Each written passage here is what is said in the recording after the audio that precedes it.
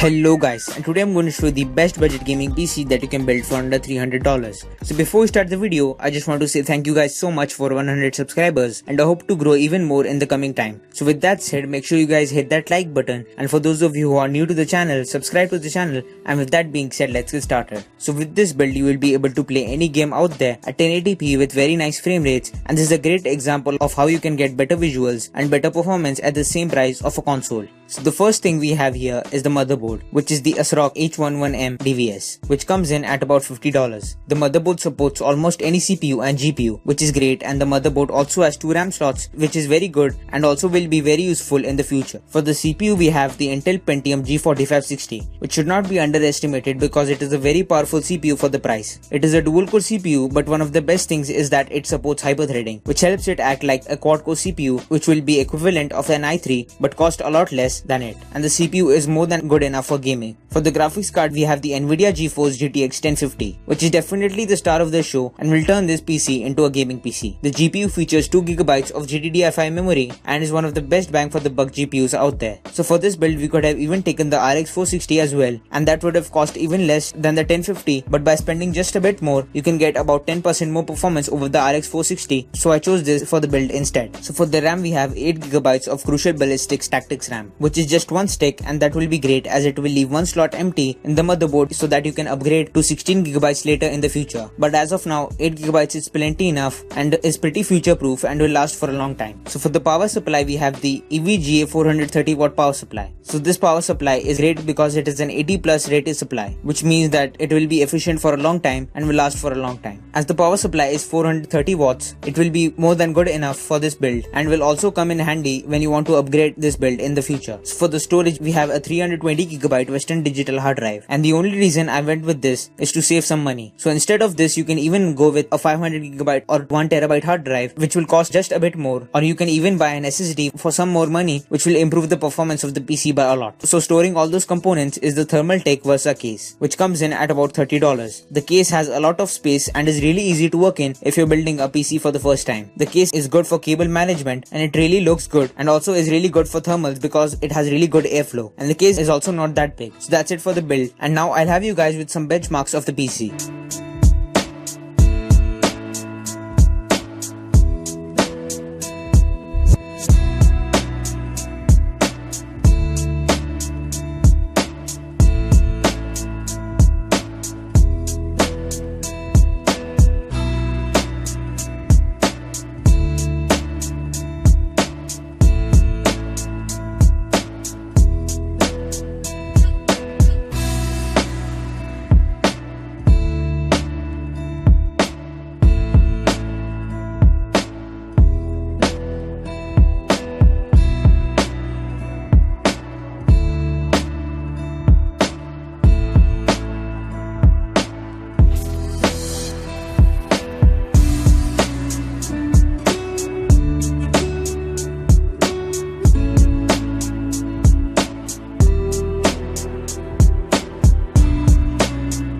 So all in all, this is a very good gaming PC which can run almost any game on high at 60fps on 1080p, and this PC can also be used for some light photo and video editing, which is a bonus. So that's it for the video guys. Thanks for watching. Please like, share and subscribe to the channel, and I hope you enjoyed the video, and I'll see you guys in the next video.